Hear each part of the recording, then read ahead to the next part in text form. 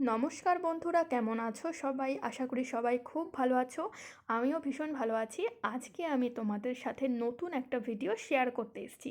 না, এটা নতুন কোনো রান্নার ভিডিও নয়, এটা সবার পরিচিত শীতকালের প্রিয় খাবার।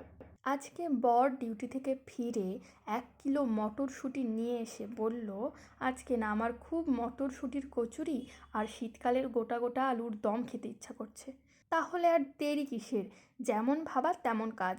মটরশুঁটিগুলো বরকে দিয়ে ছাড়াতে বসিয়ে দিলাম, আর আমি এদিকে লেগে পড়লাম মশলা বাটার কাজে, আর শাশুড়ি মা বসে পড়লো আলু ছাড়াতে। এদিকে আবার দেখি বর্দার সম্বন্ধী এসে হাজির। বর্দা বর্দা হচ্ছে আমার বড় ভাসুর। এই জেনারেশনের এই বাড়ির সব থেকে বড় ছেলে, তাই আমাদের বাড়ির সবাই ওনাকে বর্দা বলেই ডাকে। ও শুধু বাড়ির সবাই না, সারা পাড়ার সবাই ওনাকে বর্দা বলেই ডাকে। আর এদিকে বর্দার সম্বন্ধী আর শাশুড়ি এসেছিল বিয়েরই নিমন্ত্রণ করতে। হ্যাঁ, সামনে হচ্ছে বর্দার বিয়ে, তার জন্যই মেয়ের বাড়ির পক্ষ থেকে নিমন্ত্রণ সারতে এসেছিল ওরা। বিয়ের কার্ডটা ভিডিওর শেষে দেখানো আছে। তাহলে চলো কথা না বাড়িয়ে দেখা যাক আমি কিভাবে আলুর দম আর মটরশুঁটির কচুরি রান্না করলাম।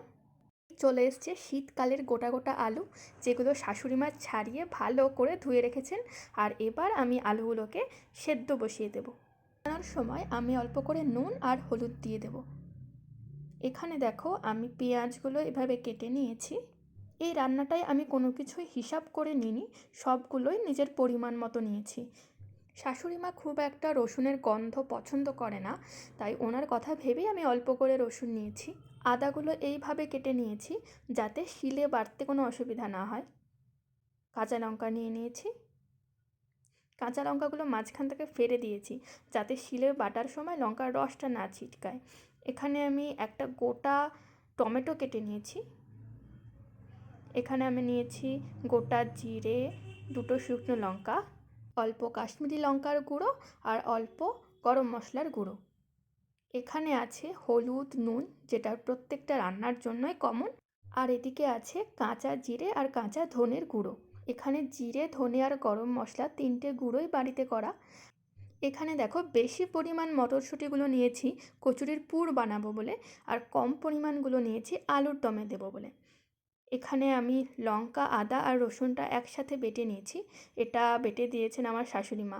আর এবার আমি এই পুরের জন্য মটরশুঁটিগুলো ব্লেন্ডারে ব্লেন্ড করতে বসিয়ে দেব। এই ব্লেন্ড হয়ে গেছে পুরের মটরশুঁটিগুলো। এবার আমি পুরটাকে বানিয়ে নেব। তার জন্য গ্যাসে কড়াই চাপিয়ে দিয়েছি। কড়াই গরম হলে এতে অল্প করে সাদা তেল দেব। আমি চেষ্টা করি সব সময় রান্নায় সব থেকে কম পরিমাণ তেল ব্যবহার করতে।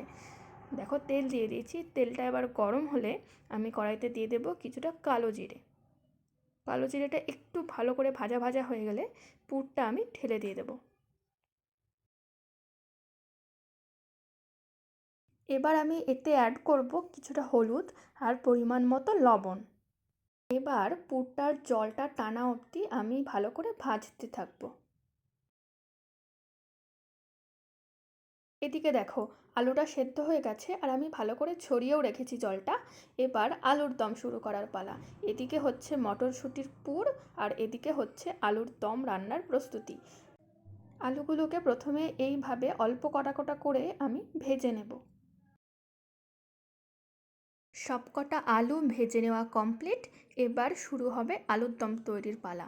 তার জন্য আমি কড়াইতে ওই আলু ভাজা তেলটাই গরম করে নেব, আর দুটো শুকনো লঙ্কা মাঝখান থেকে ভেঙে ফোড়নে দিয়ে দেবো। আর দেব কিছুটা সাদা জিরে। বেশিরভাগ রান্নাতেই ফোড়নে আমি সাদা জিরেটাই প্রেফার করি, তার কারণ সাদা জিরে আমাদের হজম শক্তি বাড়াতে সাহায্য করে, মেদ কমাতে সাহায্য করে, আর খাবার সময় জিরেগুলো মুখে পড়লে আমার যেন স্বর্গ সুখ লাভ হয়। জিরে আর শুকনো লঙ্কাটা ভাজা ভাজা হয়ে গেলে আদা, রসুন আর কাঁচা লঙ্কার করে রাখা পেস্টটা আমি ফোড়নে দিয়ে দিলাম। এবার পেঁয়াজের কুচিগুলো দিয়ে দেব আর ভালো করে ভেজে নেব। এবার দিয়ে দেব কেটে রাখা টমেটোগুলো। টমেটোটা আমি বেশিরভাগ তরকারিতে ইউজ করি গ্রেভিটা হওয়ার জন্য। টমেটোটা বেশ গলে গিয়ে একটু গ্রেভি গ্রেভি ভাব আসে। যা যা মশলা দেওয়া বাকি ছিল এবার সেগুলো সব দিয়ে দেব। তার মধ্যে আছে নুন, হলুদ, কাঁচা জিরে আর কাঁচা ধনের গুঁড়োটা। এবার সম্পূর্ণ মশলাটাকে ভালো করে ভেজে নেব। মশলা ভাজা কমপ্লিট। এবার আমি দিয়ে দেবো মটরশুঁটিগুলো। এটা আসলে একটু আগেই দিতে হতো, কিন্তু আমি ভুলে গেছিলাম। আমার বর মনে করিয়ে দিল। আসলে ওর আলুর দমের মধ্যে এই মটরশুঁটিটা দিলে খুব ভালো লাগে খেতে। এবার আমি দিয়ে দেব ভেজে রাখা আলুগুলো, আর এর সাথে একটুখানি হলুদ আর একটুখানি লবণ অ্যাড করে নেব। আর দিয়ে দেব কাশ্মীরি লঙ্কার গুঁড়োটা। এবার আমি পুরো মিশ্রণটাকে কষাতে থাকবো ভালো করে।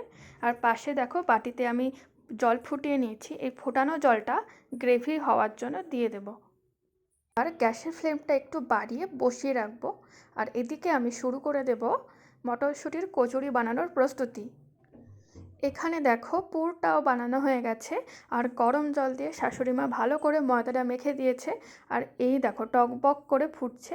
এবার শেষে মা একটু চিনি আর গুঁড়ো করে রাখা গরম মশলাটা অ্যাড করে তরকারিটা নামিয়ে নেবে।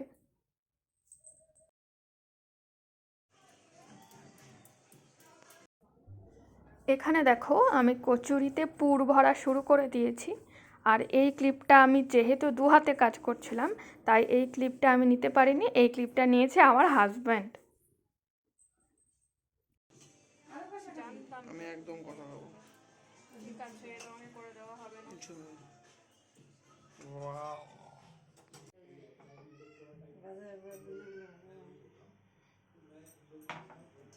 মা এখানে কচুরিগুলো বেলে নিচ্ছে।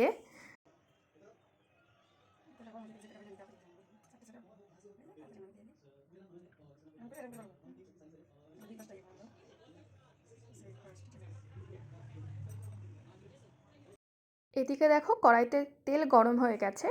এবার কচুরিগুলো ভেজে ভেজে গরম গরম সার্ভ করার পালা। এই ছিল আমার আজকের রান্না। ভিডিওটা ভালো লাগলে সবাই লাইক করে দিও, আর আমার চ্যানেলটা সাবস্ক্রাইব করে নিও পরবর্তী আপডেটগুলো পেতে। এবার চলো দেখাই বর্দার বিয়ের কার্ডটা কেমন ছিল। এই হচ্ছে বর্দার বিয়ের কার্ড। এখানে যা সমস্ত ডিজাইন তোমরা দেখতে পাচ্ছ, পুরোটাই নাকি নিজের হাতে করা।